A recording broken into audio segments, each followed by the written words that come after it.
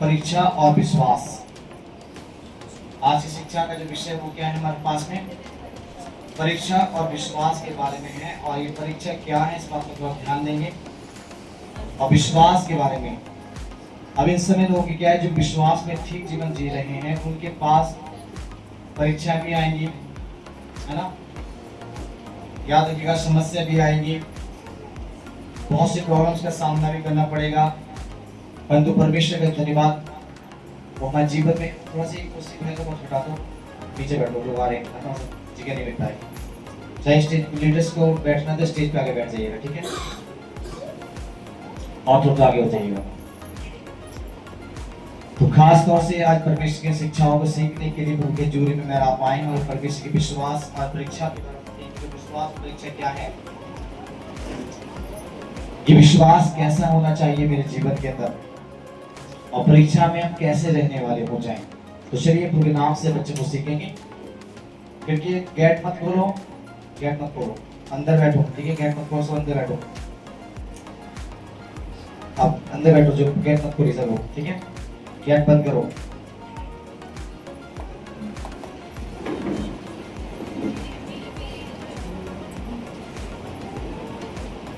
तो बीच में कोई डिस्टर्बिंग मत करो, आराम से अपने बिल्कुल जैसे डिसिप्लिन में बैठी रहिए, और उनके नाम से कोई इधर मत देखिए, कोई इधर मत जाइए, उठ के मत जाइए। बार बार मैं आपसे लास्ट में बोलता हूं, संडे के दिन अगर जाना है तो मैं गेट लगा दूंगा, बाहर जाइए, फिर अंदर मत आइए, ठीक है।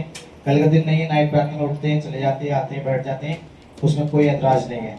और ये विश्राम का दिन परमेश्वर का दिन है, सातवां दिन संडे का दिन हम बहुत ही बहन के साथ के बोल बैठना है, बड़े आदर के साथ उनको देना है ना। थोड़े समय घर में बहन झेल लेंगे तो मर नहीं जाएंगे, 2-1 घंटा 1.5 घंटा अगर गर्मी बैठ गई तो मरेंगे नहीं। यहाँ जहाँ मैं खड़ा हूँ, यहाँ पर खड़े होकर देखिए, वहाँ से ज़्यादा गर्मी यहाँ पर है। जब कल रात आप लोगों को पता है कितनी गर्मी थी हमारे बीच में, हम फिर भी प्रभु के साथ बैठे रहे, तो उसमें कोई प्रॉब्लम्स नहीं है। हम लोग जब नरक से तो बचेंगे ना, अगर आज की गर्मी से बच गए तो, और आज की गर्मी को झेलेंगे तो कल नरक से बच सकते हैं। और आज की गर्मी को नहीं झेला ना वो व्यक्ति, तो नरक से बचने वाला नहीं है, क्योंकि उसे बचने का परवाह नहीं है, उसे शरीर की चिंता है। और जो शरीर में मन लगाता है वो जीवन नहीं मृत्यु पाता है। यदि शरीर में मन नहीं लगाना, आत्मा मन लगाना, ठीक है। तो ध्यान रखिए सब लोग, कोई भी किसी को मत देखिए, किसी से बात नहीं करना है, बड़े साइलेंस के साथ में, एक बहन के साथ में, परमेश्वर के साथ बैठे थे, कुछ सीखें कि परमेश्वर में जीवन में कैसे मुझसे बात करना चाहता है, ठीक है।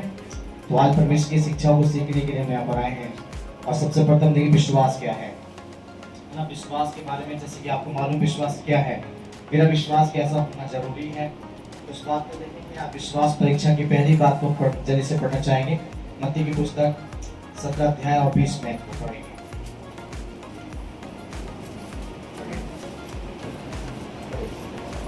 उसने उनसे कहा, अपने विश्वास की घटी के कारण, क्योंकि मैं तुमसे सच कहता हूँ, यदि तुम्हारा विश्वास राई के दाने के बराबर भी हो तो इस पहाड़ से कहे सकेंगे, यहाँ से सरक कर वहाँ चला जा, तो वह चला जाएगा, और कोई बात तुम्हारे लिए असंभव न होगी।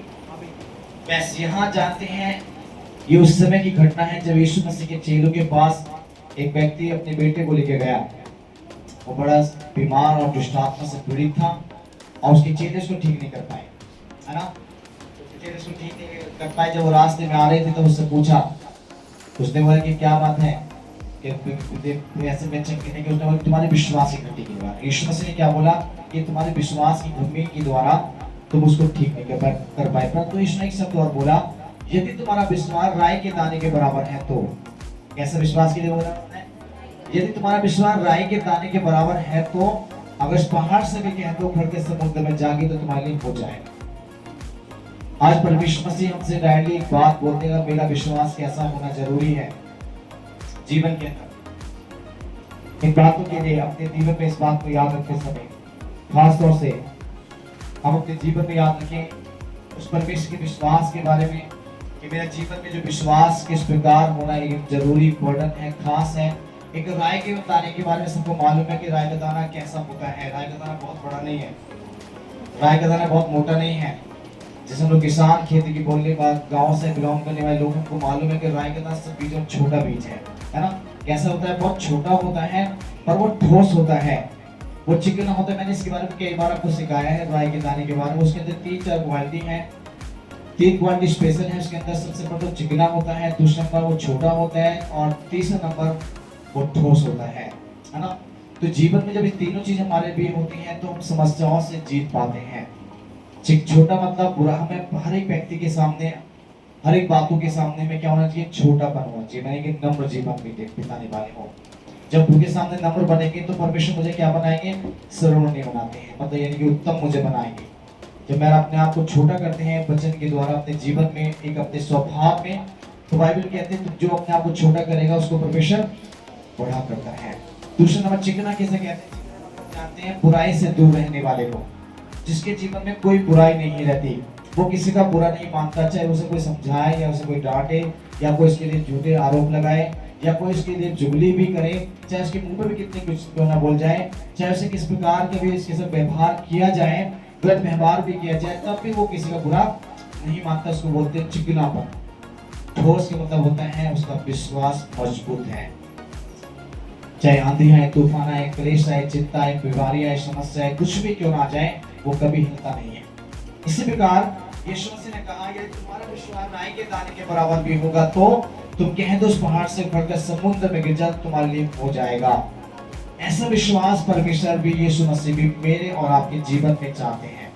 वो मुझसे और आपसे चाहते हैं। आज मेरा आपका सवाल आपके पास में है, वो है विश्वास और परीक्षा। विश्वास और परीक्षा मेरे जीवन में किस प्रकार और कैसे होनी चाहिए, कैसे होती है, और किस प्रकार के विश्वास को पूरा देखना चाहता है मेरे जीवन में, और जो परीक्षाएं तो वो मुझे कैसा देखना चाहता है ना। इन बातों का हम विचार करें, आयु और बच्चे निकालेंगे, देखेंगे विश्वास से देखा, परीक्षा के बारे में देखेंगे, निकालेंगे याकूब की पुस्तक 1 अध्याय और उसकी 12वीं आयत को।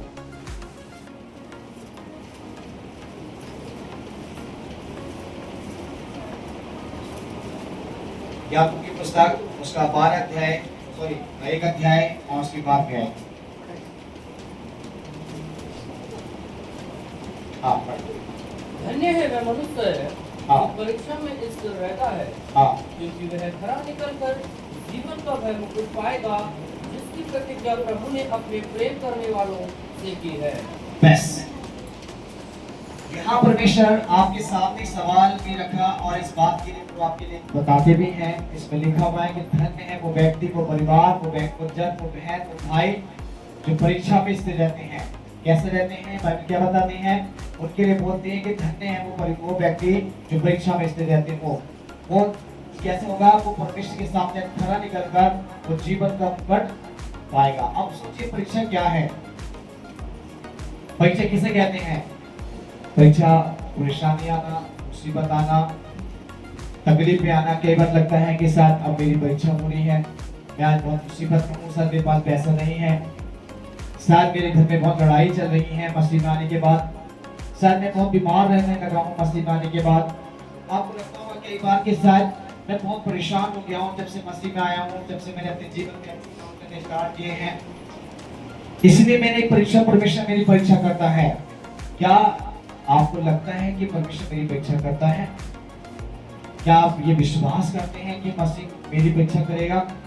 थोड़ा सा आगे बढ़े तो देखिए। हाँ, जब किसी की परीक्षा हो हाँ, तो वह यह न कहे कि मेरी परीक्षा परमेश्वर की ओर से होती है, हाँ, क्योंकि न तो बुरी बातों से परमेश्वर की परीक्षा हो सकती है और न वह किसी की परीक्षा आप करता है। बस यहाँ परमेश्वर के बच्चे को हमने पढ़ा। सबसे प्रथम याद रखना, जब किसी की परीक्षा होती है, परेशानी में पड़ते हैं, मुसीबत में आते हैं, आपके घर में बीमारियां स्टार्ट हो जाए, आपकी लड़ाइयां स्टार्ट हो जाए, आपके घर में कोई भी हादसा होने लगे मसीह में आने के बाद, तो ये मत सोचना, ये मत कहना कि मेरी परीक्षा परमेश्वर की ओर से हो रही है, क्योंकि आपकी परीक्षा परमेश्वर की ओर से नहीं होती। बाइबल लिखा वो ना तो किसी बुरी बात से ना अच्छी बात से मनुष्य की परीक्षा करता है। मतलब फिर परीक्षा में क्यों आते हैं, कारण क्या हमें जीवन में परीक्षा को आना पड़े आगे। परंतु प्रत्येक व्यक्ति अपनी ही अभिलाषा से खींचकर हाँ। और फंसकर परीक्षा में पड़ता है। हाँ, इसलिए याद रखिएगा परमेश्वर क्या कहता है, प्रत्येक जन, हर एक इंसान अपनी अभिलाषाओं से क्या करता है, खींचकर परीक्षाओं में गिर जाता है। अब सोचिए अभिलाषाएं क्या है। मान लीजिए किस प्रकार व्यभिचार, धन का लोभ, किसी को धोखा देना, किसी के माल को हड़प लेना, किसी का पैसा लेकर हमें उसे वापस ना करना, किसी से धोखा मतलब छोटी बातों पे से क्या करना, उसको लुभा देना, अब दिखावटी जीवन को लेकर संसार में जीना, संसार की बातों में रहकर अपने मन को ईश्वर से हटाकर संसार की तरफ चले जाना, किसी चीज को प्राप्त करने के लिए उसे कहते हैं अभिलाषाएं। कोई भी वस्तु मुझे चाहिए, घर, मकान, दौलत, शोहरत या किस प्रकार की अपनी शरीर की इच्छाएं पूरी करते हैं, उसे कहते हैं अभिलाषाएं। इंसान अपनी इच्छा को पूरा करने के लिए परीक्षा में क्या होता है, पड़ जाता है। अब जैसे मान लीजिए मैं आज गर्मी लग रही है, हम चर्च नहीं जाएंगे आज, तो किसकी इच्छा है? आज जो चर्च नहीं आए हैं उनसे जरूर मैं फोन करने के बाद लास्ट चर्च के बाद पूछता हूँ सभी से भाई क्यों नहीं आए, तो आज उनके पास क्या सवाल होगा, पास्टर घर में जाता है ना, या पाशी कोई ना कोई बोल। आजकल वो विश्वासी लोग भी बड़े चालाक हैं कि वो लोग डायरेक्टली क्लियरली होते हैं, घुमा फिरा के सारी बातें पाशी के अंदर बीमार चल देते, पाशी में बीमार हो या प्रॉब्लम्स है, बट वो अपने शरीर की इच्छा को पूरा करने के लिए उस परमेश्वर के सामने झूठ बोल रहे हैं। आज के दिन चाहे कोई विश्वासी हो, चाहे किस प्रकार की हालत में क्यों ना हो, अगर संडे को छोड़कर वो अपनी जरूरी मर्जी से कोई काम कर रहा है, तो उससे बड़ा धोखेबाज परमेश्वर की निगाह में कोई नहीं है।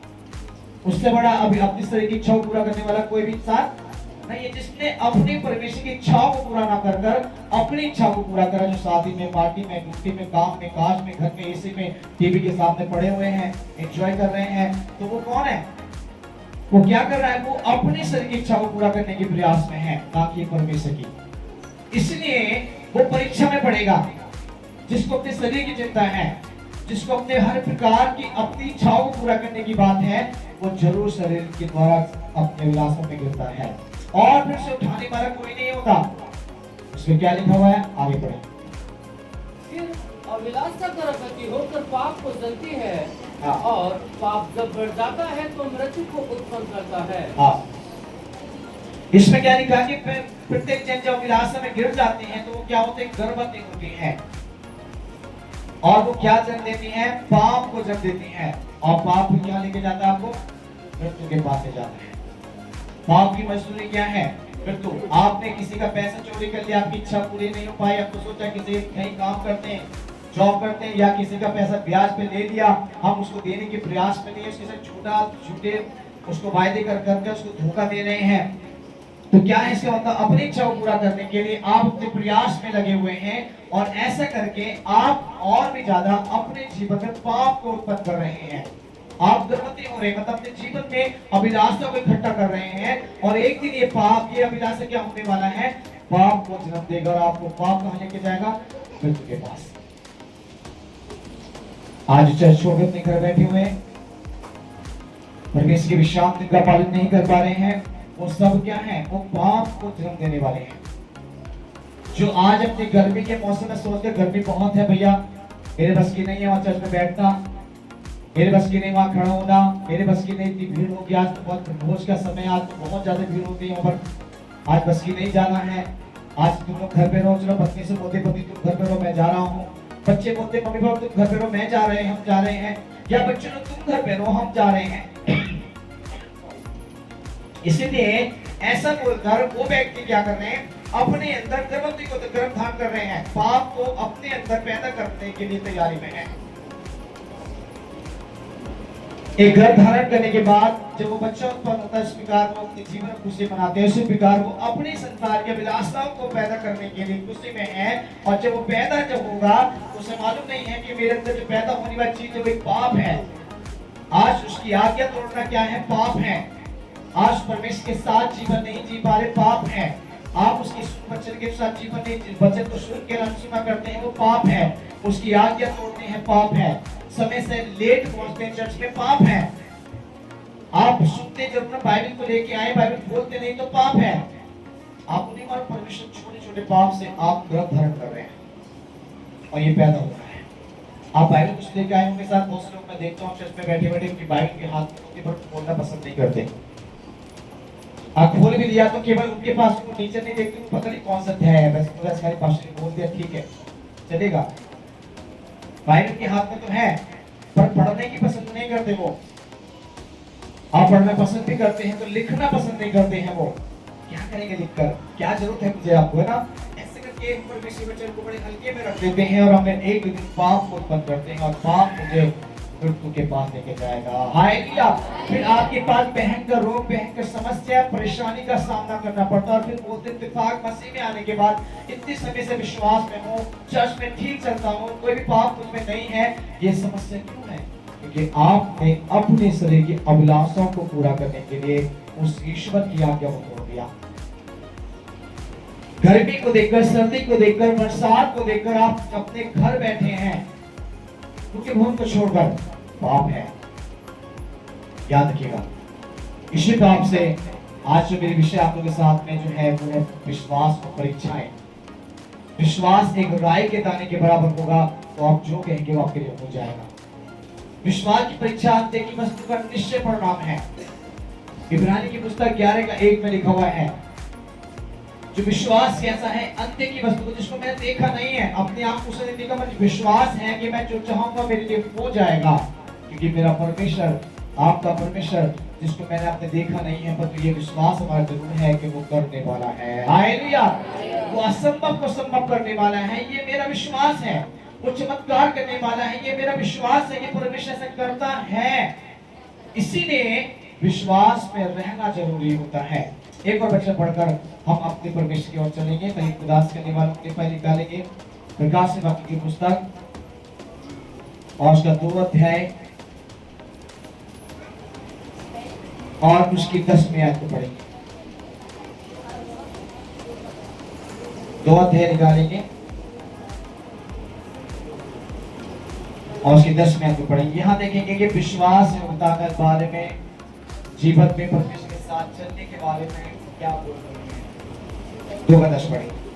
जो दुख तुमको झेलने होंगे, हाँ। उनसे मत डर, हाँ। क्योंकि तुमको शैतान तुम्हें से कुछ को जेल खाने में डालने पर है। पीछे से पढ़ने था, पहले पीछे से इतना पढ़ो, फिर आगे से मैंने पढ़ दिया। आप पीछे से पढ़ो। जो दुख तुझको झेलने होंगे हाँ। उनसे मत डर, हाँ। क्योंकि देखो शैतान तुमसे कुछ को जेल खानों में डालने पर है, हाँ। ताकि तुम परखे जाओ और तुम्हें 10 दिन तक कलेश उठाना होगा। हाँ। प्राण देने तक विश्वासी रहे तो मैं तुझे जीवन का मुकुट दूंगा। बहन लोग पढ़े, पीछे वाली बहन पढ़े। जो दुख तुझको झेलने होंगे उनसे मत डर, क्योंकि देखो शैतान तुम में से कुछ को जेल खाने से डालने पर हाँ। है, ताकि तुम पर हो जाओ और तुम्हें 10 दिन का कलेश उठाना होगा। यस। प्राण देने तक विश्वासी है तो मैं तुझे जीवन का मुकुट दूंगा। बस यहाँ परमेश्वर एक बात कहते हैं कि तुम प्राण देते कैसे रहने की, जब परमेश्वर बोलते हैं विश्वास योग रहने के लिए, ताकि तुम जीवन के मुकुट को पाओ। यहाँ परमेश्वर के वचन में लिखा है कि जब इस बात को दुख झेलने में, कलेश सहने में तुम मत डर। ये समय अब जो चल रहा है, लोगों अभी हमारे पास मसीह होगा, परमेश्वर के सताव का समय है। ये समय आनंद का नहीं है। ये समय अपने जीवन में घर बैठकर सोने का नहीं है। याद रखिएगा लोगों, आज परमेश्वर आपसे और मुझसे एक बात करना चाहता है और इस बात के लिए खुदा ने मुझे आपको यहाँ बुलाया है। अब समय वो नहीं रहा जो आपके मन में फीलिंग होगी शायद कि कुछ नहीं है, दुनिया जब होगी, जब देखा जाएगा कि कुछ नहीं हो रहा है, ऐसे करके हम जीवन को जी रहे। पर तो अब आप थोड़ा ध्यान रखें, इस समय परमेश्वर कहता है दुख झेलने से मत डर, क्योंकि समय ऐसा भी आएगा 10 दिन तक आपको जेल खाने में रहना पड़ेगा। वो जेल खाना क्या है? मतलब ये नहीं कि जो रियल जेल में जाना पड़ेगा, शायद ऐसा भी हो सकता है कि रियल जेल भी जाना पड़ जाए।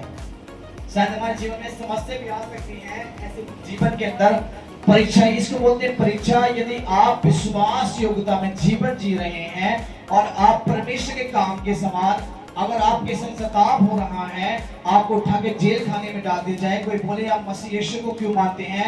अरे वो तो धर्म बदलने वाला नाम है, वो अंग्रेजों का ईश्वर है, वो दुनिया का बनाने वाले को ऐसा करके लोग बोलते हैं। आपको इससे व्यवहार गलत कर सकते हैं, लोग आपको पीट सकते हैं, शायद आपको उठाकर जेल खाने में डालने के प्रयास कर सकते हैं। तो उसे कहते हैं विश्वास योग्य जीवन जीना। हालेलुया। तब आप परमेश्वर के नाम से पाप को उत्पन्न नहीं करेंगे, आप मृत्यु के पास नहीं जाएंगे, परंतु परमेश्वर आपको जीवन का मुकुट देगा। हालेलुया। कि परमेश्वर उन लोगों से प्रेम करता है जो प्राण दिन तक, मृत्यु तक विश्वास योग्य रहने वाले होते हैं। ऐसा ना हो शरीर के द्वारा कोई आपसे बोले, आप कभी चर्च से जब निकलते हो कहाँ से आ रहे व्हाइट कपड़े पहन रहे हो आप, नहीं बहन लेडीज एंड जेंट्स, हम तो कहीं सर, हम तो अपने ड्यूटी पे आ रहे हैं। ये ड्यूटी की तो ऐसा तुम्हारी कौन सी जगह ड्यूटी करो, संडे की ड्यूटी लगती है, गाँव में सब सर्वे करते हैं, है ना। ऐसा करके बोलकर आप अपने आप को चुप रहने की, जो देखो डैड ने बोले कहाँ से, चर्च से आने भाई, क्या बात है बताइए क्या करना है। तो ईसाई नहीं, परमेश्वर की मसीह जन है। हम ईसाई नहीं है, हम परमेश्वर कौन है, मसीह है। और मसीह किसका नाम है, मसीह का एक मसा करा हुआ, परमेश्वर का चुना और अलग किया हुआ लोग हैं। हम दुनिया की तरफ नहीं, हम ईश्वर की तरफ मन लगा के रहने वाले लोग, ऐसे को मसा कहा जाता है। और सांस से कहेंगे तो सांस से सुनकर आपके सामने चला जाएगा। आप बोलेंगे तो मसीह में नाम है, ऐसे आपको क्या होगा, वही पहचान हो जाएगी कि आप मसीह में हैं। आप सांसारिक दुख झेलने के लिए तैयार हैं या आत्मिक दुख को झेलने के लिए तैयार हैं। आत्मिक दुख को झेलेंगे तो जरूर आप परमेश्वर के सामने जीवन का मुकुट पाएंगे। अगर आप संसार के दुख में, व्यभिचार में पकड़ेंगे, कोई मारता है लड़की लड़के को छेड़ते हुए या चोरी करते हुए या किसी से बदमाशी करते हुए, किसी के साथ धोखाधड़ी करते हुए ऐसे पिटते हैं, तो उसमें आपका भी नाम बदनाम और ईश्वर का नाम भी बदनाम होगा। और आप जेल में जाएंगे तो अच्छा होगा। परंतु परमेश्वर के कामों में सताए जाएं, उसके लिए मारे जाएं, पीटे जाएं, तो धन्य है मेरा। जानते हैं यूहन्ना और पतरस यीशु मसीह की पहली बार जब एक जगह प्रचार करने के लिए गए, लोगों ने बहुत मारा और पिटने में जानते क्या बोलते हैं, बड़े आनंद के साथ, बड़ी खुशी के साथ बोलते, धन्यवाद परमेश्वर तेरा कि आप तेरे नाम से पिटे हम। और भी ज्यादा काम स्टार्ट किया उन्होंने। जिस गांव में मारा गया उसमें बार बार जाना स्टार्ट किया और वहां के लोगों के अंदर परमेश्वर का प्रेम जगा दिया। हालेलुया। जहां पर विरोध है वहां परमेश्वर की महिमा है। जहां एक प्रेम ही प्रेम दिखाई दे रहा है, जहां स्वार्थ है, जहां पर दुख और कलेश है ना, जहां पर परेशानी का सामना करना पड़ रहा है ना, और जहां हमारे विरोध में लोग खड़े हैं ना, समझ लेना वो गांव, वो शहर, वो नगर, वो घर परमेश्वर का चुना हुआ है। हालेलुया। इसलिए उस परमेश्वर के सामने डरने की जरूरत नहीं है, डट के रहकर परमेश्वर की महिमा करने की जरूरत है। चाहे मुसीबत कितनी भी आ जाए, परेशानी कितने भी आ जाए। मैं आपको रियल सच बताता हूं, शिकारपुर में गया था लास्ट टाइम, एक 8-10 दिन पहले की बात, जनपुरा सलेमपुर पे मुझे लोग पुलिस वालों ने रोक लिया और मेरे बैग के अंदर बाइबल थी, मेरे बैग के अंदर किताब थी यीशु मसीह की, और मैं स्कूटी पे था और मुझे बोला भाई कहाँ जा रहे हो, आप तो देखो टीचर लग रहे हो या मीडिया के आदमी लग रहे हो। मैंने नहीं मैं मीडिया का हूँ, नहीं मैं टीचर हूँ, मैंने कहा मैं चर्च का फादर हूँ। फ्रेंडली मैंने ऐसा उनसे बोला। पुलिस वाले बहुत सारे लोग खड़े थे, वहाँ का एसएचओ खड़ा था। मैंने ना तो मैं टीचर हूँ और नहीं मैं कोई मीडिया का जन हूँ, ना ही गवर्नमेंट जॉब करता हूँ, मैं एक परमेश्वर का सेवक, चर्च का फादर हूँ। तो बोले कि क्या नाम है चर्च का? मैं जोसेफ क्राइस्ट चर्च इंडिया के नाम से बोला। वो मैं चेक करा, उसने तुरंत उसको मेरा नाम मिल गया, पूरा एड्रेस चेक करा कि आप चर्च के बाद बदलने जा रहे हो। मैंने बिल्कुल बदलने जा रहा हूँ, आपको बदलना है तो चलिए। मैं डैडी से खुल के बोला, जाना नहीं था, किस गाँव में जा रहे हो? मैंने फिलहाल अभी शिकारपुर में जा रहा हूँ, सॉरी बैरीना गाँव में, बैरीना गाँव जा रहा था मैं बैरीना गाँव जा रहा हूँ। वहाँ पर मेरे इंतजार लोग कर रहे हैं, आपको चलना तो चलिए। मैंने आपने मेरे गूगल पे चेक कर लिया तो आपको मालूम पड़ गया कि मैं रजिस्टर्ड पादरी हूँ, नॉर्मल नहीं है। गवर्नमेंट की डॉक्यूमेंट तैयार है, सब कुछ है, लीगल तरीके से कर रहे हैं, धर्म बदलते नहीं है, जीवन बदलते हैं। ऐसे सारे पुलिस वाले लोग अरे बहुत पिट रहे हैं आजकल, एक पादरी लोग पिटते होंगे जहाँ पिट रहे हैं, हम पिटने वाले नहीं, पिट परमेश्वर के सामने डट के खड़े होने वाले हैं। ऐसे बोला। दूसरा इस पे ऐसे बोला जाते यार भाई थोड़ा कुछ ज्यादा ही जिद्दी लग रहा है परमेश्वर के नाम पर, ईसाई ये टॉप का कट्टर है यार, कुछ जातो चले गए। आप स्कूटी को सर बोला जाइए सर, कोई नहीं आपको दिक्कत नहीं। तो ऐसा बोलेंगे तो क्या होगा, मेरा परमेश्वर देख रहा है। हालेलुया। अगर मैं भी नहीं सर, मैं तो स्टाफ को सर प्लीज सर मैं नहीं जा रहा हूं, मैं थोड़े से काम है सर, सॉरी सर मुझे माफ कर दो सर, आगे से गलती नहीं होगी, तो आपको एक चाट और मारेगा, चालान काटो उसकी वजह से। क्या बोलो इसका चालान काटो। फिर पुलिस आपको क्या कर दबाव डालेंगे, आप रियलिटी बोलिए, जैसी भी जिस हालत में हो डायरेक्टली बोलिए, परमेश्वर में विश्वास रखते विश्वास के साथ बोलिए। फिर देखिए खुदा का नजारा, फिर देखिए उस परमेश्वर के नाम, उस परमेश्वर के नजारे को, फिर देखिए परमेश्वर की सामर्थ को, फिर देखिए परमेश्वर का अभिषेक को, फिर देखिए परमेश्वर के दूत के एंजल आपके साथ कैसे आपकी मदद करेंगे। गारंटी है, विश्वास के साथ देखिए, चेक करके जब पता पड़ेगा। इसीलिए परमेश्वर के अंदर विश्वास से जीवन जियोगे तो जीवन का मूल पाओगे। अभिलाषा में रहोगे तो मृत्यु तक पहुंच जाओगे। इसलिए याद परमेश्वर के साथ चलने की जरूरत है। चलिए प्रभु के नाम से आज हम आपको एक व्यक्ति से मिलाना चाहते हैं। बाइबल में ऐसे कौन से व्यक्ति हैं जो इस प्रकार के साथ में जीवन जिए थे? बताइए क्या? बाइबल में ऐसे कौन सा व्यक्ति है जो विश्वास और जीवन जिया, जिसके लिए बहुत कट्टर विश्वास थे? बताएंगे क्या? आपको मालूम है कौन से विश्वासी थे वो? क्या मालूम है किसी को? ऐसे कौन व्यक्ति है बाइबल के अंदर जिसके जीवन में बहुत विश्वास था, घमंड करते थे परमेश्वर पर वो? चलिए मैं आप लोगों को मुलाकात करवाता हूं। तो निकालेंगे दानियल की पुस्तक, उसका 3 अध्याय और उसके 17 और 18 को पढ़ेंगे। शॉर्ट, जल्दी से, ज्यादा कुछ नहीं बोलते, जल्दी से आगे चलना चाहिए। देखेंगे ऐसे कौन व्यक्ति बाइबल में है जिसने बड़े परीक्षा आपके सामने, इतनी खतरनाक परीक्षा शायद आज मेरे और आपके सामने आए तो क्या हालत होगी मेरी। पढ़े दानियल की पुस्तक, उसका 3 अध्याय और उसका 17-18 को पढ़े। हमारा परमेश्वर जिसकी हम उपासना करते हैं वे हमको उस धधकते हुए भट्टे की आग से बचाने की शक्ति रखता है। इस पुस्तक की जो एक आय से आप पढ़ेंगे तो सारा कुछ घर जाके पढ़ लीजिए। शॉर्ट है, टाइम नहीं है, इसमें थोड़ा शॉर्ट करने की प्रयास में रहेंगे। इसको घर जाके आप पढ़िएगा। इसमें पूरी कहानी लिखी, उस समय कहानी है जब वहाँ पर राजा धारा के नाम से एक बड़ा राजा था। वहाँ पे लिखा हुआ है कि देश के प्राइम मिनिस्टर, राष्ट्रपति, मुख्यमंत्री, जितने भी बड़े बड़े वहाँ विधायक, बड़े बड़े जितने अधिकारी, सब उसके पास देश में उन्होंने बड़ी मूर्ति को बनवाया। एक बहुत बड़ी विशाल मूर्ति थी, इसके बारे में पूरा लिखा हुआ है। उस मूर्ति के सामने पूरे देश, पूरे वर्ल्ड के लोग वहाँ बुलाया गया था और उसने एक वायदा वहाँ उससे डायरेक्टली बोला, एक शब्द को तैयार किया। उसने बोला कि जितने भी लोग इस मूर्ति के सामने दंडवत करेंगे उन सबको क्या होगा, राजा सम्मानित करेंगे, है ना, राजा के जीवन में काम करेंगे। और इसमें डायरेक्टली बोला गया जो व्यक्ति इसके सामने दंडवत नहीं करेगा उसको क्या कर दिया जाएगा, उसको धधकते 7 गुना धधकते भट्टे के अंदर डाल दिया जाएगा, यानी आग के अंदर डाल दिया जाएगा, वो बचने वाला नहीं होगा। यहाँ पर इस प्रकार की घटना थी। और यह सदरक, मेशक, अबेदनगो के बारे में बात है। ये 3 व्यक्ति बाइबल में सबसे ज्यादा विश्वास योग्य जीवन जीने वाले हैं और जिसने डायरेक्टली परमेश्वर के लिए बोल दिया, उस राजा से बोल दिया, चाहे मेरा परमेश्वर बचाए या ना बचाए, पर तेरे बनाए हुए मूर्ति के सामने दंडवत नहीं करेंगे तो नहीं करना है। हालेलुया। उस समय बहुत सारे बड़े बड़े हस्तियां वहां पर थी। देश के प्रधानमंत्री वहां पर आए हुए हैं, राष्ट्रपति वहां पर पहुंच गए हैं, मुख्यमंत्री वहां पहुंचे हुए हैं, बड़े बड़े मिनिस्टर वहां पहुंचे हुए हैं, सब अधिकारी वहां पर मौजूद हैं। और उस समय राजा ने बोला, सारंगी, बांसुरी ठप बजते ही सब लोग झुक कर उसको प्रणाम करेंगे। और ऐसा करना ही स्टार्ट किया। सब लोगों ने प्रणाम कर लिया, सब ने झुक गए। और ये तीनों के लोग, ये उस राजा के छोटे से मामूली से नौकर थे। उस राजा के यहाँ पर एक नौकरी करते थे, एक छोटी सी नौकरी, नौकर थे।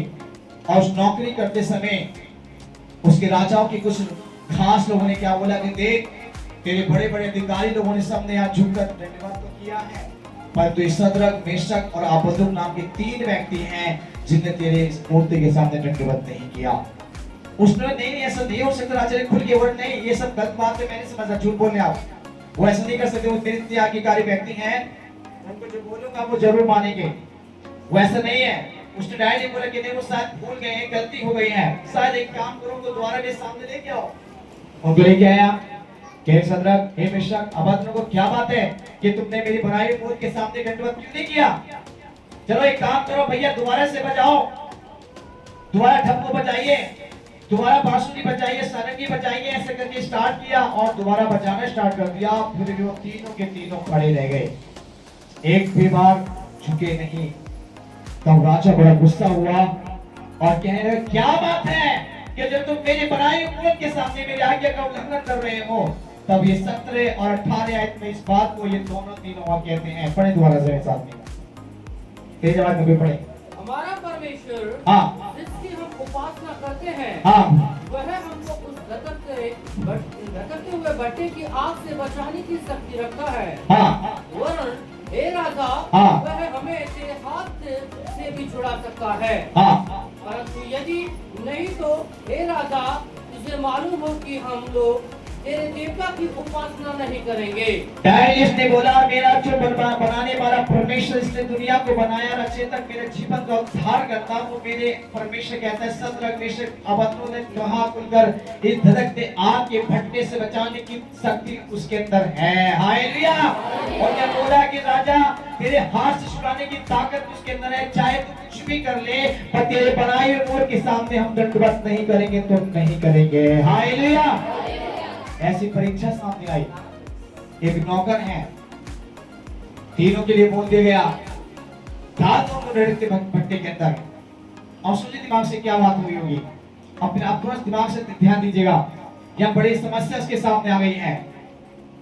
एक तीन व्यक्ति, एक नौकर है और ये परमेश्वर के बहुत बड़े भक्त हैं। उस ईश्वर, उस परमेश्वर की आराधना और प्रार्थना करने वाले व्यक्ति हैं। और ये व्यक्ति लोगों ने उस राजा के बनाए मुंह के सामने नहीं पूछ चुके हैं। उदाहरण पे मालिक, कल मेरे घर पे, मेरे नगर पे, मेरे मोहल्ले में, मेरे शहर में अगर कोई ऐसा बोलने लगे तो क्या करेंगे? अभी तो एक बात बताया आपको, अभी पूरब की तो बहुत बड़ी बात की बात है, आरएसएस बंधन की तो बहुत दूर की बात है। अभी हमारे शादी विवाह में मृत्यु हो जाती है तो चर्च आना बंद हो जाता है। जो शादी आज मेरे परिवार में नहीं जाएंगे चर्च में, शादी में एंजॉय करेंगे, डीजे में डांस करेंगे, एंजॉय करेंगे, बड़े मजे लेंगे। तो इसका मतलब क्या है? आप उस राजा और उस राजा के पूरब के सामने तीन लोग नहीं झुके, हम छोटे से समाज के सामने झुक जाते हैं। नहीं जी झुकते, हमारा इश्क कुछ नहीं, हम मेरे लिए सब कुछ। शादी पहले जरूरी है, मौत हो जाए उसका तीजा, उसका तेरावनी में जाना जरूरी है, चर्च को छोड़ना जरूरी है, परंतु उस परमेश्वर की उपासना करने के लिए आना जरूरी नहीं है। हालेलुया। उसके सामने दंडवत करना जरूरी नहीं है। ऐसा करके आज के कलीसिया के लोगों ने अपने जीवन में ठान रखा है। क्यों? अब सोचिए कैसी परीक्षा, आज इस परीक्षाओं के सामने जब आते हैं, ऐसी परीक्षाएं आपके जीवन में नहीं आती। आपके परिवार में, आपके घर में, आपके नगर में एक छोटी छोटी परीक्षाएं आती है और उसमें आप क्या होते, झुक जाते, गिर जाते हैं, क्योंकि आप परमेश्वर के सामने अव्वल नहीं है, आप परमेश्वर सामने मैच्योर्ड नहीं है, आप परमेश्वर सामने गंभीर नहीं है, आप परमेश्वर सामने भय युक्त नहीं है, आप परमेश्वर सामने विश्वास युक्त नहीं है, आप खुदा के सामने अपने आप को तैयार करके नहीं है, क्योंकि आज आप परमेश्वर के साथ में विश्वास युक्त जीवन ना जीकर आप अपने जीवन के लिए एक पाप को इकट्ठा कर रहे हैं। दुनिया, संसार एक दिन यही रह जाएगी, ना कभी थी मेरी, ना कभी होगी, ना उसने कभी साथ दिया था, न आज है, न कल वो देने वाला है। आज दुनिया, संसार धोखेबाज और फरेब है। जिसको हम अपना मानते हैं वो सबसे पहले हमें आगे छोड़ के चला जाता है। पर वो परमेश्वर ने हमें राज सुना था, जैसा कि पुस्तक के द्वारा सिखाया गया था 94:9 उसमें 49 के अंदर, है ना? वो परमेश्वर ना कभी छोड़ता है और न कभी त्यागने वाला है। हालेलुया। परमेश्वर अपने हाथों पर मेरे और आपके चित्र को बनाकर रात दिन देखने वाला परमेश्वर है। ये सदरक मेशक अबेदनगो ने क्यों बोल दिया ऐसा? कारण क्या था? ये भी बोल सकते नहीं, मेरे छोटे छोटे बच्चे घर में, वो भी बोलते एक मैं गरीब परिवार से, क्या जरूर है उसके मूर्त के सामने दंडवत कर कर लेते, क्या बिगड़ रहा है हमारा? कुछ नहीं होने वाला। एक मूर्त की जब दंडवत तो करे, पर में तो परमेश्वर है। ऐसे करके आज लोग क्या बोलते हैं, पास्टर जी कोई दंडवत ना, पर मैं तुम्हारा परमेश्वर ही रहेगा। बेशक चर्च में आ रहे हैं, पास्टर बेशक प्रार्थना नहीं होती होगी हमारे साथ, सर बेशक परमेश्वर के पास से नहीं चल रहे हैं, पर मन में तो परमेश्वर है। आपके विश्वास से ज्यादा विश्वास शैतान करता है। आपके ज्यादा मन में रहने वाला शैतान के अंदर यीशु रहता है। जिस शैतान से आप डरते हैं ना दिन रात, जिस शैतान से घबराते हैं दिन रात, वो शैतान यीशु को मुझसे और आपसे ज्यादा विश्वास करने वाला है। उसके मन में दिन रात यीशु का नाम रहता है। तो फिर क्या मैं शैतान से भी ज्यादा गिरा हुआ हूं? क्या मैं शैतान से भी ज्यादा बदतर हूं? क्या शैतान को तो परमेश्वर ने स्वर्ग से फेंक दिया, उसको अपना संतान नहीं माना, पर तो मुझको और आपको तो उसने कहा तुम मेरे प्रिय पुत्र हो। हालेलुया। उसने मुझे और आपको तो अपने गले से लगाकर उसने अपने बेटा और बेटी का नाम दिया। फिर भी क्या कर रहे हैं आप? कहाँ पर है मेरा आप? किस स्थान पे है मेरा आप? हम उसको बोलते हैं विश्वास पद में है पाशा जी। मुझसे चाहे कुछ भी कहीं भी जाए, किसी भी स्थान पे क्यों न रहे, विश्वास प्रभु के साथ है, और ऐसा विश्वास प्रभु नहीं चाहता। आपके बोलने वाला विश्वास प्रभु नहीं चाहता, आपके मुंह से बोलने से कोई फायदा नहीं है। विश्वास और कर्म परमेश्वर देखता है आपके जीवन में क्या तुम कर्म करते हो। उसने कहा तुम्हारा विश्वास राई के दाने के बराबर हो और कहते पहाड़ से उड़ के समुद्र में तो हो जाएगा। मुंह से बोलने से नहीं। आप अपने घर में सुख अपना बुखार नहीं ठीक कर सकते डॉक्टर की बिना दवाई के, तो कैसे आप बोल सकते मैं विश्वासी हूँ? आप अपने सिर का दर्द बिना दवाई की नहीं ठीक कर सकते, कैसे कह सकते कि मैं विश्वास करने वाला व्यक्ति हूँ? आप अपने घर में छोटी छोटी समस्या के सामने तो झुक जाते हैं, बीमारी से घुटना टेक देते हैं, तो कैसे कहते हैं परमेश्वर का व्यक्ति हूँ? सदरा मेशक का बदनों के गाड़ी बड़ी समस्या है, बड़े राजा बाबा पूरे देश के बड़े बड़े अधिकारी और आपके घर पे दो चार पुलिस वाले खड़े हुए, कल से चर्च मत चला जाना, बता रहे तुमको, नहीं सबको उठाकर जेल में डाल देंगे। उस दिन आपकी बाइबल मोरे पास ही हम बाइबल दे डालेंगे। क्यों नहीं? बस मेरे यार बाशी का चर्च में आ सकते हैं, वक्त आएंगे क्योंकि हमारे को बड़ी दिक्कत हो गई। हमारे मोहल्ले के उनका ऑपरेशन करा दिया, हमारे गांव के लोगों ने ऐसा कर दिया है, हमारे परिवार ऐसे बोल रहे हैं, मेरे दोस्त ने ऐसे बोला, मेरी नौकरी में प्रॉब्लम हो जाएगी। बाशी जी आपको क्या मालूम है, चर्च में जाने से मेरी टूटी छूट जाएगी, मेरे परिवार छूट जाएगा। अरे झूठे जमाने का गम नहीं, खुदावन का रुक जाए तो कयामत से गम नहीं है। हालेलुया।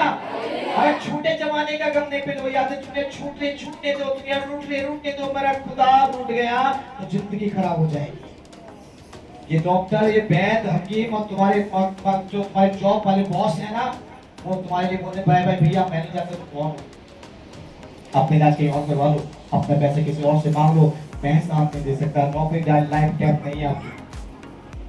क्या नौकरी लाइफ टाइम पहले बैठे हैं, कोई मुझसे लाइफ टाइम है मेरे पास? जिंदगी भर तक नौकरी आपके पास है क्या? कि जिंदगी भर आपके लिए डॉक्टर वैद्य के साथ जीवन जिएंगे क्या? जब बड़े भयंकर रोग आ जाते हैं डॉक्टर बोलते बस की नहीं है भैया, फिर कहां जाना चाहिए? फिर तो बोलते ईश्वर बचा ले। क्यों बोलते? जब अपने साथ छोड़ देते हैं, गहरे में छोड़ देते हैं, तब परमेश्वर में क्यों घुटना टेक के बोलते प्रभु मेरा कोई नहीं रहा? क्यों? आज तो समाज भी मेरा है, परिवार भी मेरा है, नौकरी भी मेरी है, सब मेरा है, काम पहले है, सब कुछ पहले है, परमेश्वर नहीं है मेरे सामने कुछ भी।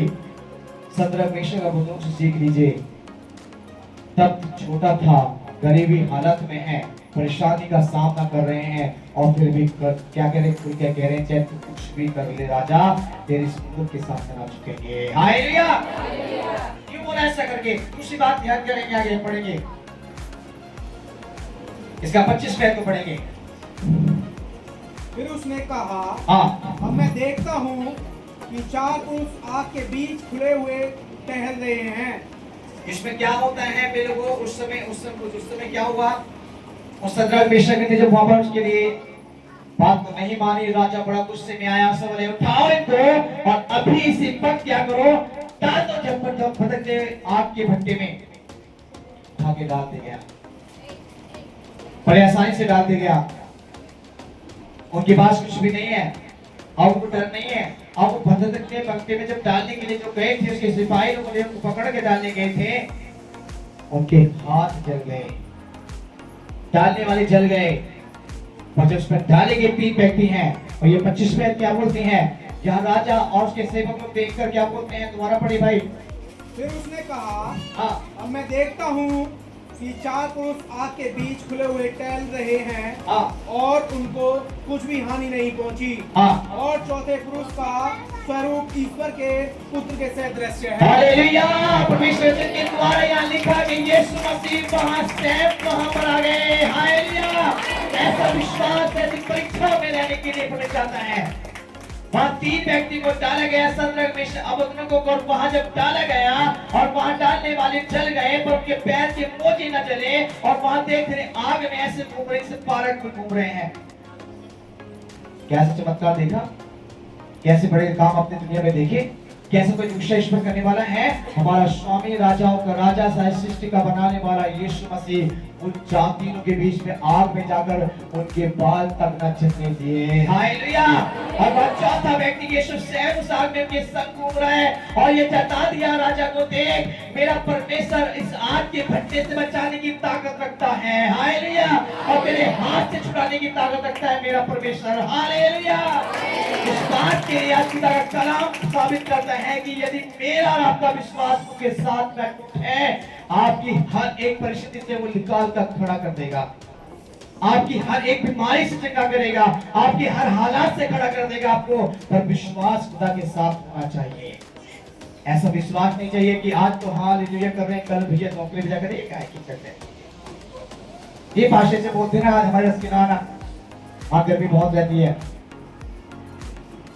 ऐसे हालातों में आप अपनी छोटी छोटी बातों में नहीं करके परमेश्वर से दूर रहेंगे तो खुदा आपके लिए कुछ नहीं करेंगे। दुनिया की ताकत अगर जमानी है तो विश्वास करके देखिए। अगर आप परमेश्वर की इस ताकत को आजमाना चाहते हैं अपने जीवन के अंदर तो विश्वास करके देखिए कैसा जीवन में आपके लिए बड़े चमत्कार होंगे। आज अपने जीवन में बातों को एहसास करना जरूरी है पहले को। और जब तक आप ऐसा एहसास, ऐसा विश्वास नहीं रखते हैं, आप वही डॉक्टर और वैद्य हकीमों के सामने बोलेंगे हाँ जी पास प्रार्थना नहीं करी, अब दवाई जाके ले लिया। ये चंगाई नहीं है। आपको पता मैं बहुत ही कट्टर और बड़े खरा रहने वाला, दवाई से लग रहने वाला व्यक्ति भाई नहीं अब अभी भी हूँ। छोड़ दी दवाई मैंने। जब एक्सीडेंट हुआ था बस जब तक ये दवाई खाई थी। डॉक्टर ने पिछले साल बोला दवाई पूरा साल खाना है, पूरा का पूरा 1 महीने की दवाई तो मेरी तो ऐसी कैसी रखी है मेरी। अप्रैल तक मई तक दवाई खाई, अप्रैल तक दवाई खाई। उसके बाद डॉक्टर ने बोला खाना मैंने छोड़ दिया।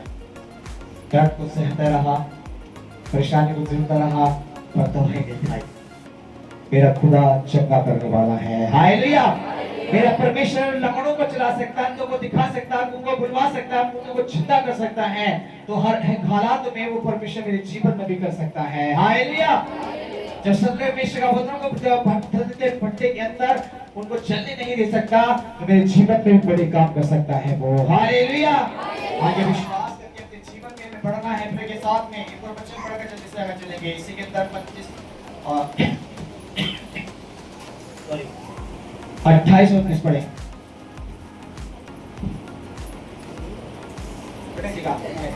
नबूकदनेस्सर कहने लगा धन्य है सद्रक। अब एक बात देखने के लिए मेरे लोग याद देखिएगा, यहाँ पर देखिए परमेश्वर के नाम से क्या हो रहा है। दूसरी बात परमेश्वर बताने के लिए जा रहे हैं यहाँ पर। जिस राजा ने उससे बोला कि जो मेरे बनाए हुए मूर्ति के सामने धड़कते हुए झपट्टे को मतलब नहीं दंडवत करेगा तो उससे 7 गुने धड़कते हुए भट्टे में डाल दिया जाएगा। ऐसे करके उसने पूरे देश में ऐलान कर दिया, अनाउंसमेंट कर दिया। पूरे जगह जगह पर्चे छपा दिए। पूरे देश के बड़े से बड़े अधिकारी ने वहां पर झुक घुटना टेका और उसके नाम से दंडवत करने लगे। यहाँ पर अब एक बड़ा दूसरा काम होता है। क्या होता है पढ़े। नबूकदनेस्सर ने कहा कहने लगा धन्य है सद्रक मेशक और अबेदनगो। अब ये राजा बदल गया, उसके मन के अंदर विचार बदल गया। उसने डायरी किया जो राजा अभी मसीह यीशु के खिलाफ में खड़ा था, उसके भक्तों को भट्टे के अंदर डाल दिया गया था। वही राजा अभी क्या कहता है धन्य है सद्रक मेशक अबेदनगो के परमेश्वर का परमेश्वर जिसने अपना दूध भेजकर अपने इन दासों को इसीलिए बचाया क्योंकि उन्होंने राजा की आज्ञा न मानकर तुझी पर भरोसा रखा। आज बात को उसने दर्शा दिया, साबित कर दिया राजा ने कि देखो उस परमेश्वर के भक्तों के अंदर परमेश्वर से अपने दूत को भेजकर उनको बचा लिया। ये साबित कर दिया कि वो परमेश्वर के लिए है। और यह सोचकर अपना शरीर भी अर्पण किया कि हम अपने परमेश्वर को छोड़ किसी देवता की उपासना या दंडवत न करेंगे। डायली ये बता रहा राजा अपने मुंह से कि इन लोगों ने क्या बोला कि हम अपने देवता अपने परमेश्वर को छोड़कर किसी और देवता किसी और पराई मूर्ख के सामने दंडवत नहीं करेंगे, चाहे जान भी लेनी पड़ जाए, चाहे मरना भी पड़ जाए, चाहे हालत कैसी भी बिगड़ जाए, हमें छोड़ना नहीं है। चाहे बेशक उठना टेकेंगे उसी के सामने जिसने जीवन दिया है। ये राजा के सामने तीनों ने कहा राजा से लोग बता रहा है। वहाँ बड़े बड़े अधिकारी बैठे हुए हैं, बड़े बड़े वहाँ के लोग देख रहे हैं। उस सद्रक मेशक अबेदनगो को जो उठा के डाला, बड़ी खुशी लोगों ने बनाई, ताली बजाई, बड़ा सोचा कि हम मर जाएंगे तीनों, अब कौन देखेंगे बचाने वाला? बड़ा बोल रहा है परमेश्वर, परमेश्वर बड़ा बोल रहा है यीशु यीशु। अब देखेंगे इसका यीशु कैसे कर बचाएगा कि नहीं। और जब वहां चौथा व्यक्ति यीशु आ गया, सबके मुंह पे ताले लग गए, सबकी आंखें सब से झुक गई और सबके सिर झुक गए और कहने लगे, उनके मुंह से बोलने का कोई शब्द नहीं रहा। तब राजा ने सारे बखान स्टार्ट कर दिया, मुंह से बोलना स्टार्ट कर दिया, परमेश्वर अबद्रों का परमेश्वर धन्य है, ये धन्यवाद के योग्य परमेश्वर है, ये महिमा के योग्य परमेश्वर है। इसने डायरेक्टली खुल के सारी बातें बताने लगा, उसकी सारी बातें खुल के कहने लगा। इसके लिए मतलब है कि परमेश्वर आज और कल हमेशा करने वाला है। हालेलुया। आइए जो आपको सारे पढ़े। इसीलिए हाँ। अब मैं यह आज्ञा देता हूँ कि अभी देखो राजा दूसरी आज्ञा सुनाने की तैयारी में। पहली आज्ञा सुनाया कि जो बनाए हुए मूर्त के सर पे नृत्य ना करेगा तो उसको मैं धधकते 7 भट्टे के अंदर डाल दूंगा। देश देश और जाति जाति के लोगों हाँ। और भिन्न भिन्न भाषा बोलने वालों में से हाँ। जो कोई सदरक मेशक और अबेदनगो के परमेश्वर की कुछ निंदा करेगा, हाँ। वह टुकड़े टुकड़े किए जाएगा। हाँ, इसमें डायल एक और आदेश परमेश्वर के नाम हमें राजा ने निकाला और बोलने लगा राजा के, देखो सुनो, कान खोल के सुन लो, जो सदरक मेशक अबेदनगो के परमेश्वर की आराधना प्रार्थना महिमा और उपासना ना करेगा, उसके नाम की निंदा करेगा तो उसके टुकड़े टुकड़े करवा दिए जाएंगे। हालेलुया।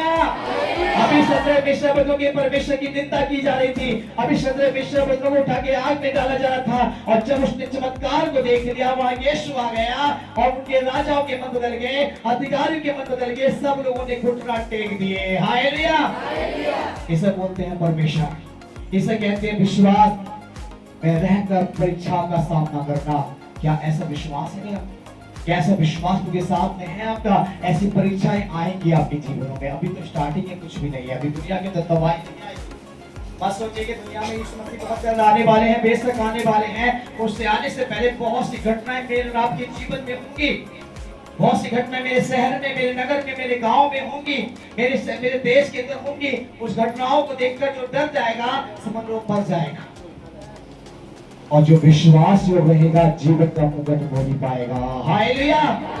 इसलिए बाइबल बताती है वचन के द्वारा आज मुझे और आपको अपने जीवन में इन बातों का ध्यान रखना, इन बातों का विचार करना जरूरी है कि मैं संसार में कहां पर हूं, विश्वास योग्यता में हूं या संसार की अभिलाषा में हूं।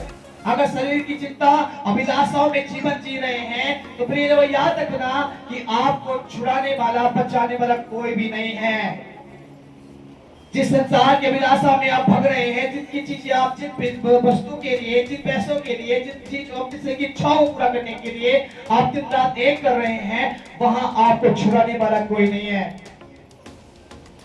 वहां आपको देखने वाला कोई नहीं है। परंतु जब परमेश्वर के साथ विश्वास जीवन जिएंगे, उसके वचन के साथ जीवन जिएंगे, उसके भवन में रहकर जीवन जिएंगे, उसकी आज्ञा को मान के जीवन जिएंगे, उसके साथ चलने के वादा करेंगे, तो परमेश्वर कहता है मत डर, मैं तेरे साथ रहूंगा। हालेलुया। आज बाइबल के द्वारा परमेश्वर मुझे यही समझाना चाहता है कि प्रिय लोगों, वो मेरा और आपका बनाने वाला परमेश्वर विश्वास योग्य है, तो मुझे भी विश्वास योग्य रहना पड़ेगा। ऐसा ना करें जीवन में कि केवल वो तो सब कुछ कर रहा है, मुझे करने की जरूरत नहीं है। अरे क्या करेंगे प्रार्थना करके, क्या करेंगे परमेश्वर के वचन को पढ़ के, क्या करेंगे इस चर्च में जाने से, क्या मिलेगा मुझे? कुछ फायदा नहीं है। वहां जाकर 2 घंटा 3 घंटा बिगाड़ेंगे, इससे अच्छा 2 घंटे में नौकरी करूंगा तो 500 रुपए तो मिलेगा। अरे तो ओवर टाइम लगाएंगे तो शायद तनख्वाह बढ़ जाएगी। एक दिन पहाड़ी में जाऊंगा तो शायद 500-600 कमा के तो लेके आऊंगा।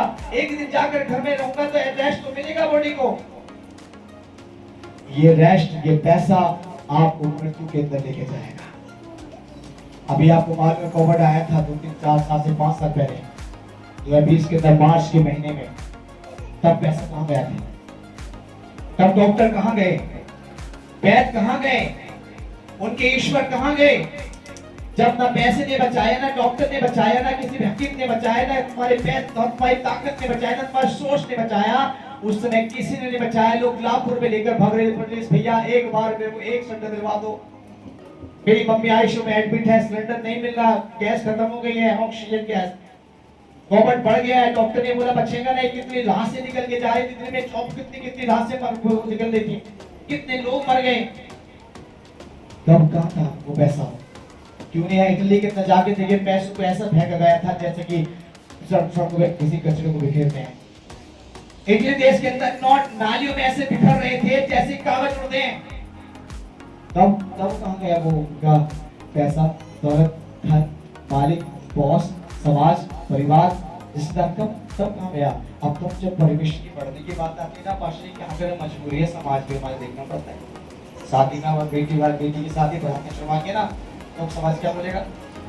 पाशा अगर ये वाली चीज ना करी तो फिर हमारे परिवार क्या बोलेंगे, हमारे घर के लोग क्या बोलेंगे? हमारे तो पहली शादी घर में, हमारे तो घर में मौत हो गई, हम टीचर ना करेंगे तो लोग कैसे बोलेंगे?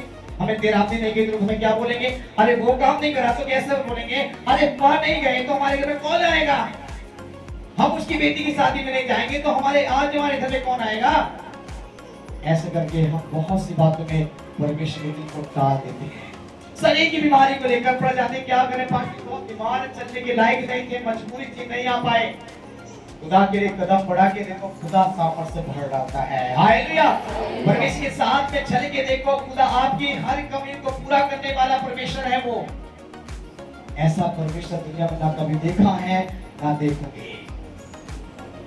एक ही मात्र यीशु मसीह है जो आज और कल हमेशा वादा करता है साथ। इब्रानियों को आज प्रभु के नाम से इस बच्चे को समझाने के लिए प्रयास किया उनकी आत्मा ने, ताकि मैं आप लोगों को सिखाकर उस परमेश्वर की महिमा को यही पढ़ाकर समाप्त नहीं पाए। आज मैं केवल समझाने का मेरा एक विचार था कि विश्वास क्या है। विश्वास राई के दाने के बराबर होना चाहिए।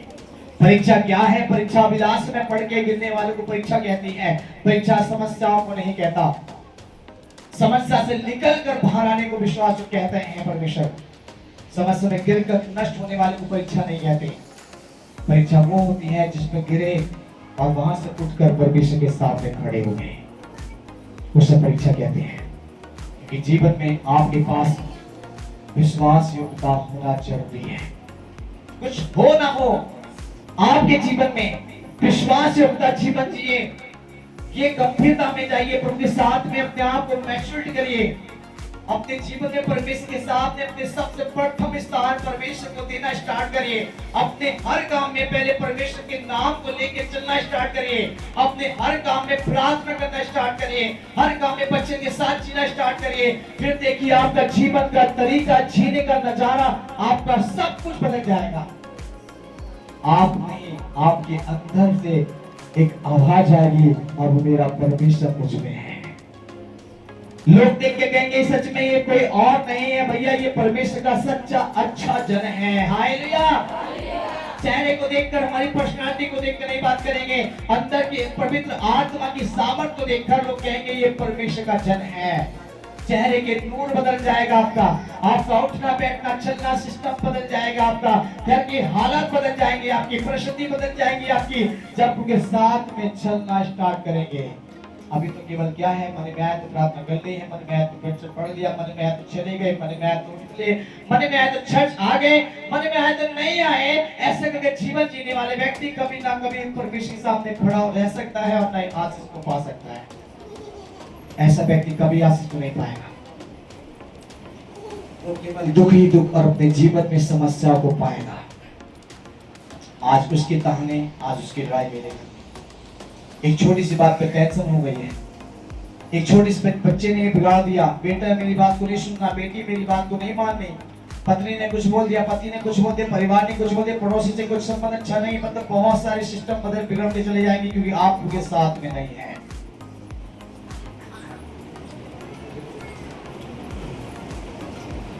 इसलिए आज बाइबल मुझे आपको ये समझाना चाहिए, मेरा और आपका जीवन उनके साथ होना जरूरी है। इसलिए मेरा आज का विषय आपके सामने था, विश्वास और परीक्षा। विश्वास राई के दाने बराबर रखिएगा। परीक्षाएं सदर मेषक अपद्रों के जैसा होना चाहिए जीवन में। जब परीक्षा आए डट के कह दीजिए मेरा परमेश्वर इस परीक्षा से निकालने की ताकत रखता है, मेरा परमेश्वर इस हालात को बदलने की ताकत रखता है।